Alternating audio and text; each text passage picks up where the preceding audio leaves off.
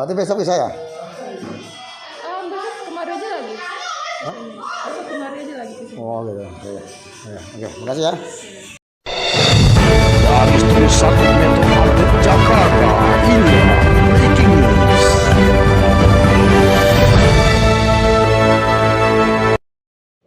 Dalam rangka turut serta menyelamatkan pembangunan dan penegakan supremasi hukum, Gema Kosgoro Kota Bengkulu surati BP2JK Bengkulu. Di mana, Gema Kosgoro menduga ada penyimpangan yang dilakukan oleh BP2JK dalam proses tender. Ketua Gema Kosgoro Kota Bengkulu, Efriandi melihat, kondisi pembangunan beberapa tahun belakangan ini di Provinsi Bengkulu banyak sekali terjadi kegagalan dalam pelaksanaan pekerjaan konstruksi. Hal ini telah menyebabkan terganggunya pelayanan terhadap masyarakat dan menyebabkan kerugian negara. Dari hasil pengamatan dan pemantauan kami sebagai salah satu fungsi kontrol dari masyarakat, ada beberapa kegiatan pembangunan dan pekerjaan yang tidak selesai atau tidak sesuai dengan yang diharapkan.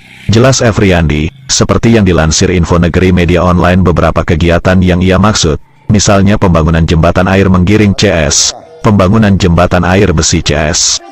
Lalu, pekerjaan penanganan longsoran Nakau, Kepahyang, Batas Sumsel yang telah dimulai dari tahun 2020 hingga sekarang belum selesai dikerjakan dan terkesan asal-asalan dan tidak tahu sampai kapan mau diselesaikan. Kemudian, ada juga pekerjaan yang sedang berlangsung pada tahun anggaran 2021 yang terlihat lamban dan asal-asalan seperti pembangunan Jalan Bengkulu Outer Ring Road, BOR, pembangunan konstruksi pengaman pantai panjang Kota Bengkulu, dan pembangunan pengaman pantai Hili Kabupaten Kaur. Kondisi tersebut terjadi akibat pemilihan kontraktor pelaksana yang tidak mempunyai kredibilitas, tanggung jawab dan perusahaan serta kontraktor abal-abal, tidak memiliki sumber daya manusia, material, sumber dana dan peralatan yang dibutuhkan, ungkapnya. Padahal, sambung Efri, peran dari BP2JK Bengkulu sangat vital dalam menentukan keberhasilan pembangunan yang ada di Provinsi Bengkulu.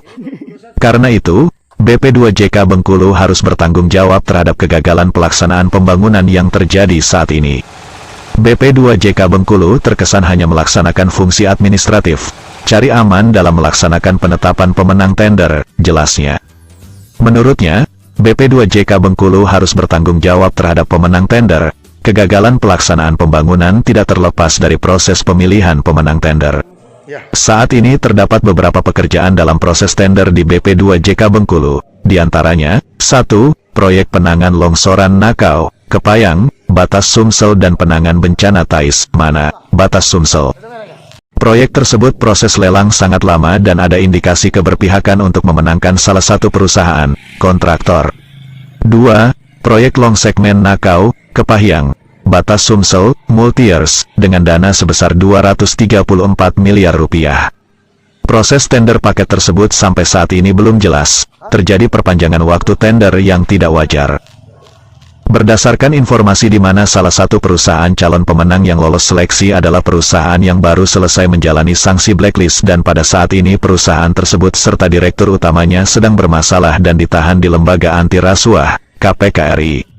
Hal ini menunjukkan BP2JK Bengkulu tidak teliti dalam memilih perusahaan calon pemenang yang diajukan.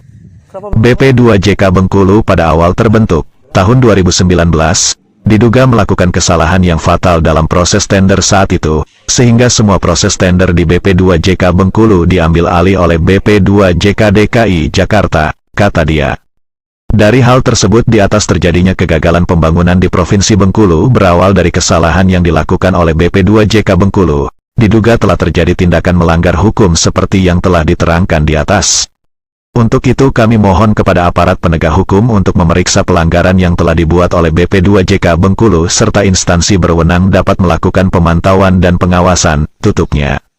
Untuk diketahui, Gema Kosgoro juga menyurati Presiden Republik Indonesia, Ketua Komisi Pemberantasan Korupsi, KPK, Kejagung, Kapolri, Menteri PUPR, Kejati Bengkulu dan Polda Bengkulu.